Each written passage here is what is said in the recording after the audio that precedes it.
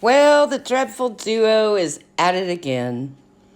Yes, Katie Joy and Critical K on TikTok together. Ew.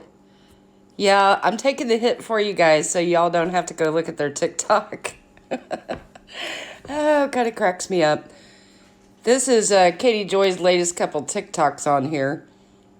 She reposts a bunch of Critical K's posts, probably from Twitter or something. I don't know. They both blocked me on everything, ruining all my fun. Anyway, these two, I don't know. They just sink lower and lower. This post of Katie Joy's about being an advocate for children. Please, you have never advocated for a child ever. How many children have you done stories on and made money off of by exploiting them? It's a long list, Katie Joy, long. Same with Critical K, and honestly, she's even worse because these poor children are dead. But neither one is good. So don't call yourself or try to pretend like you know what an advocate for a child is when you never advocate for children or women. That's just the truth there. And it's funny to me that she posts comments off of Twitter saying, oh, look, people are starting to wake up. But then when you look at the comments on her TikTok, it's not good. She does not have fans on TikTok, let me tell you. They're just not having it. She's probably got more haters on TikTok than she even has on Twitter. It's probably pretty close. I don't know, she just doesn't know how to block people on TikTok, but it's pretty funny. But if you look at these, she reposts all this stuff from Critical K, and then she starts in on 10 to Life Annie again. She's so jealous of her, it's still eating her up alive. She just can't stand it. Go Annie, that's what I say. You go, girl.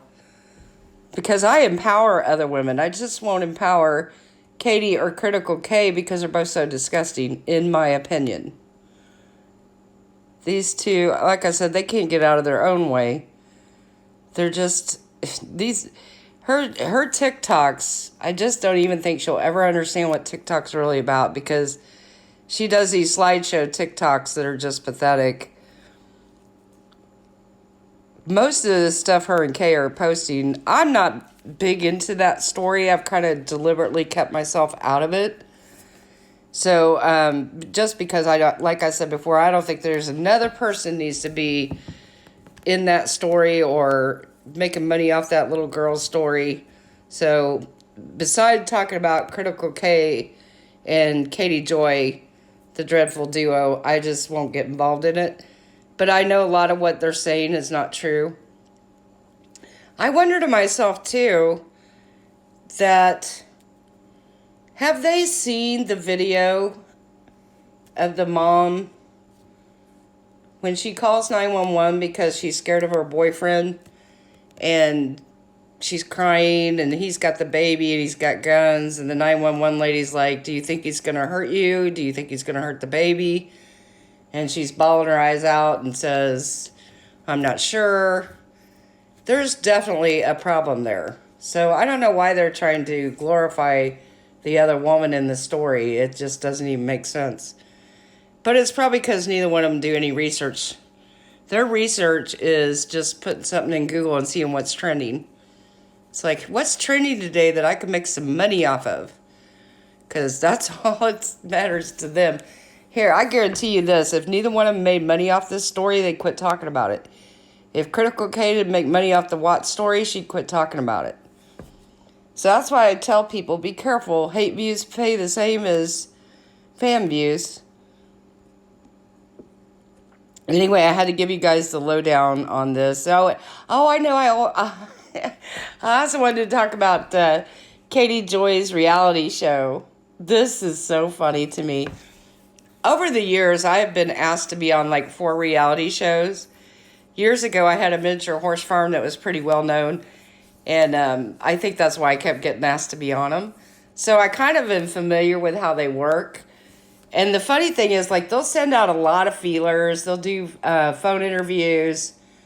And then they'll kind of narrow it down from there. So just because you got a phone interview doesn't always mean it's going to go or it's going to happen.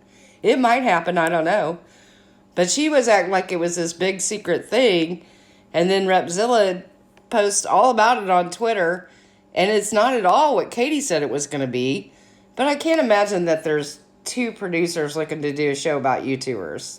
No, I'm thinking that can't be. So they're saying it was Discovery Channel wanting to do one. But it's more geared toward the story of Chris Hansen and all that BS that went on. So I don't even know how Katie Joy fits in that. I was like, well, how would they fit her? Because she wasn't even involved in any of that.